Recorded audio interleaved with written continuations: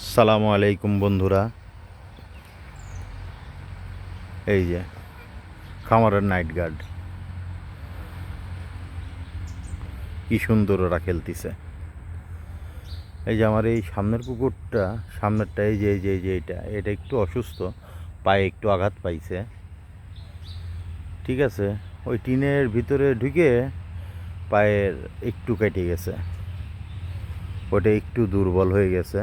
তো আলহামদুলিল্লাহ, আল্লাহ পাক চাইলে ইনশাল্লাহ সুস্থ হয়ে যাবে। ওষুধ টষুধ লাগানো হচ্ছে, 2 দিন 3 দিন ধরে খুব হেনস্থা হয়েছি।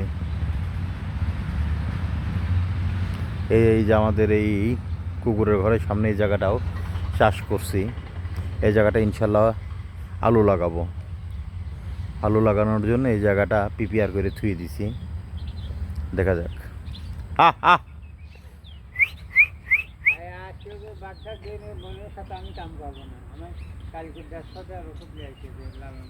আপনি কি পানির মধ্যে কাজ করতে পারবেন না? ওই যে পানির মধ্যে ওরা কাজ করবে আজকে, এই যেখানে বেড়া দেবে। আচ্ছা, আলহামদুলিল্লাহ।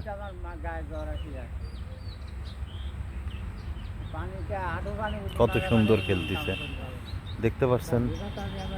আর এই যে আরেকটাকে ঘরের মধ্যে রেখে দিছি, এটা আবার বেশি তো জবা, এটাকে ছেড়ে দিলে পরে খুব বেশি লাফালাফি করে। এটা খালি পানির মধ্যে চলে যায়, দৌড়াদৌড়ি করে। আর এই দুইটা নিয়ন্ত্রণেই থাকে।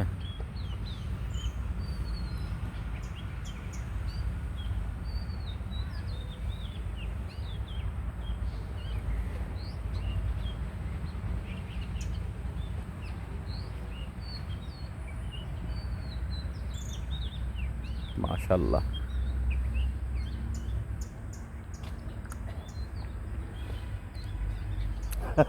দেখছেন, এখন কিন্তু সম্পূর্ণ ঠিক মনে হচ্ছে, তাই না? সবই আল্লাহ পাকের ইচ্ছা, শুকুর আলহামদুলিল্লাহ। সুস্থ হয়ে গেলে পরেই ভালো। এইরকম আলাদা রাখা যাবে না মামা।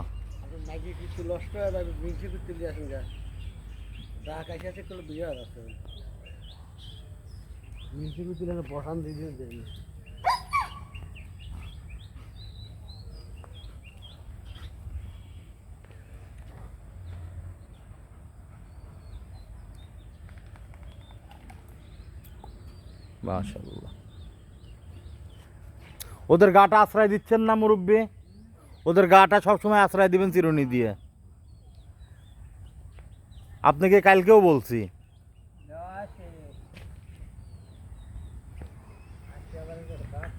এই 3-4 কুকুর মিলে সারা খামার রাত ভরে পাহারা দেয়।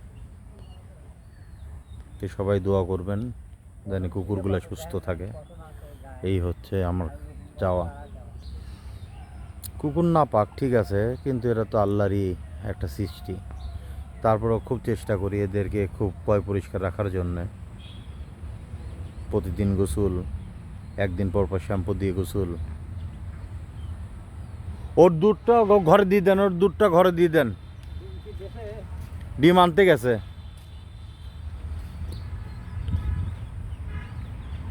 ওরা প্রচুর খেলতেছে।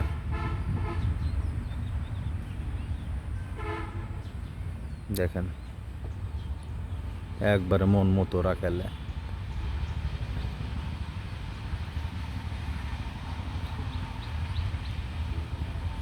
দেখতেই ভালো লাগে। তো সবাই ওদের জন্য দোয়া করবেন। ওই ঘরে জবা আছে, জবার জন্যও দোয়া করবেন সবাই, যেন ওরা সম্পূর্ণ সুস্থ থাকে।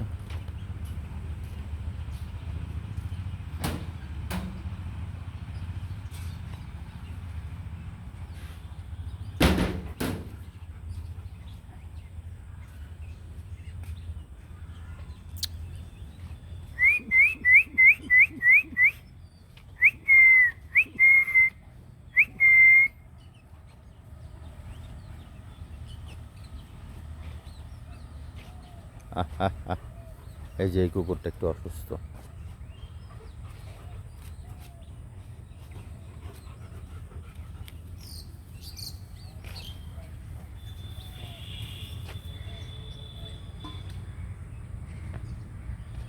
যাই হোক, কেমন লাগলো বলবেন। ওদের জন্য দোয়া করবেন, আল্লাহ পাক জানি ওদেরকে সুস্থ করে দেয় এই একটাকে। আর আমি এই জায়গাটা আলু লাগাতে চাচ্ছি, সবাই আমাকে একটু পরামর্শ দিলে পারে আমি খুব খুশি হব, কিভাবে কি করলে পারে ভালো আবারটা আসবে। এই জায়গাটা ম্যাক্সিমামই বালু মাটি, তারপর দেখা যাক কী হয়। আসসালামু আলাইকুম রহমতুল্লাহি ওয়া বারাকাতুহু।